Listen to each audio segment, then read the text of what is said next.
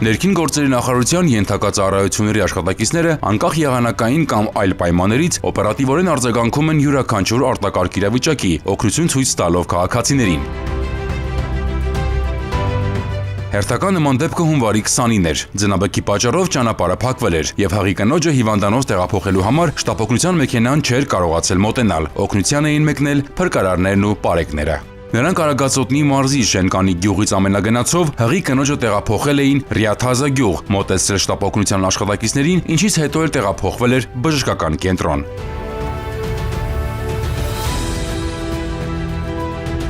Երկու օր անց, հունվարի 22-ին, կրկին անհրաժեշտ էր փրկարարների օգնությունը։ Ձնաբեկի պատճառով ճանապարհը կրկին փակ էր եւ մայրացած կնոջը նորածնի հետ պետք էր տեղափոխել տուն։